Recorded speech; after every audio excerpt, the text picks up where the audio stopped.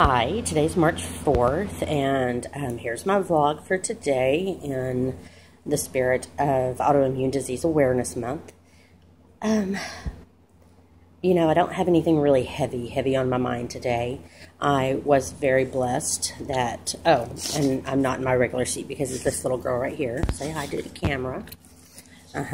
Yes. Her name is Nazumi, N-Z-U-M-I. She was taking up my normal spot to do my things here. So anyway, I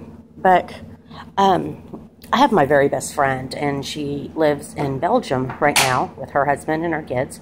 And way back in the day, way back in the day, when I still looked like this is me.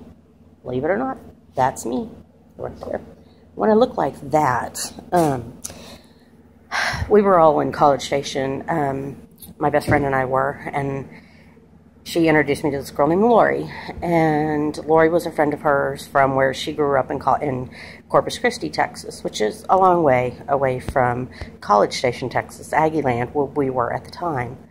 But anyway, Lori would come up and we'd party all together a few times, and she was just an acquaintance to me, not someone that I had really gotten to know. And then day before yesterday, I'm sorry, I have someone who's really wanting some loving right now. Day before yesterday, she found me on Facebook. Stop, Zoomy. And on Facebook, and so we agreed to meet because she only lives a few miles from me. And so we met up today for lunch. And it was just a really nice lunch. Not to just talk to her about what's happened in her life over the last 19 plus years, but also to just kind of laugh about some memories that we had with my best friend Mel and her her bestie back then. So it was just really nice to catch up, and it was really neat to just have a good lunch with someone. Sorry, she's having a little bit of an emotional day today. Zuri, are you having an emotional day today? Yes. Anyway, sorry about this. So, she's like 80 pounds. I can't push her away from me. Anyway, but I had some anxiety to go into it. Because when you changed as much as I have, my physical, my emotional, but mainly my physical, you get really nervous. At least I do. I don't want to show my face to people who knew what I used to be. I know how much I've changed. I know that people don't recognize me walking down the street unless they hear my voice. But it's hard. I say everything's hard. Sorry, it's just my word. Ouch, I just got bit in the hand. Stop. But it's definitely ego hitting, and it's made me realize how much vanity I had back then. But it went really well. Lori's changed. She's older and more mature and not that size, 4 or 6 or whatever we were in godly numbers back then. She's mom and she's married, and just so much of life has changed.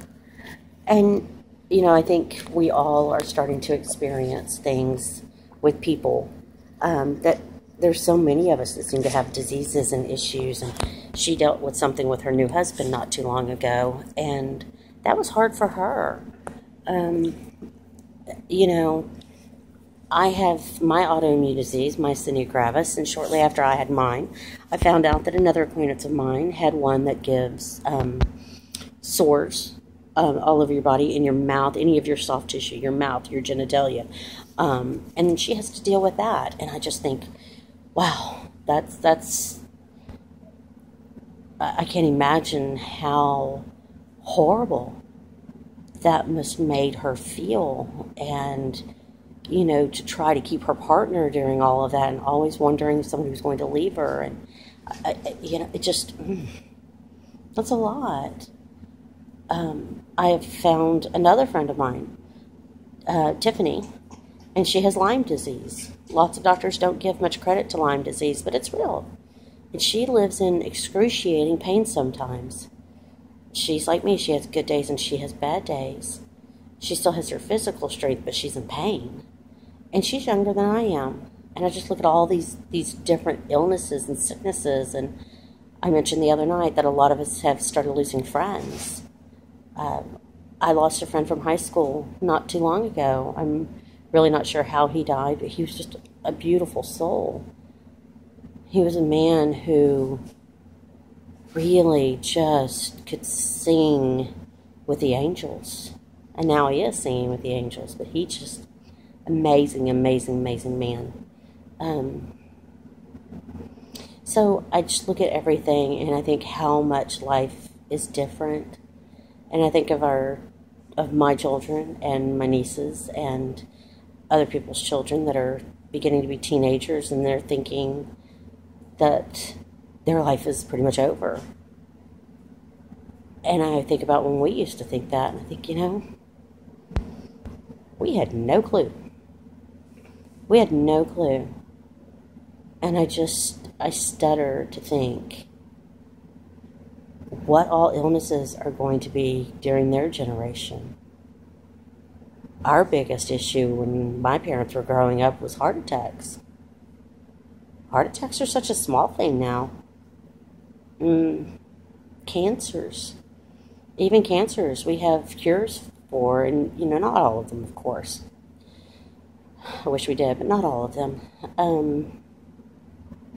But most cancers are very treatable. But there's still so many autoimmune diseases. I'm fortunate. There's research on mine. There's more research coming. We know how to, well, I should say we, but the medical community knows how to treat it to where it's usually medically managed. I always love those terms, medically managed. MGers never go into remission, but we do go into a point where we're on a baseline. But there's a lot of autoimmune disease out there that they don't have that. There isn't that kind of studies and those kinds of research going on. I look at all the money going to breast cancer, and truly nothing against breast cancer. I absolutely, I hope with my whole heart that we find a cure for that. It takes both men and women, and at all ages. It's not an old person's disease like we used to think it was.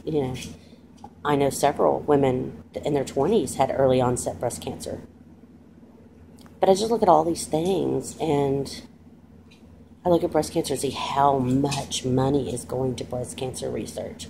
But then you look at these organizations and you're thinking, how much are they paying their CEOs, and how much are they paying their chairmen? And there's a lot of money going out.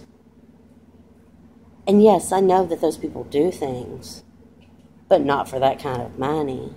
That's where we need to bring in our humanitarian hearts. And if someone doesn't have a humanitarian heart, being the lead person over an organization that deals with cancer or deals with autoimmune disease or deals with heart issues or this or that, they don't need to be there.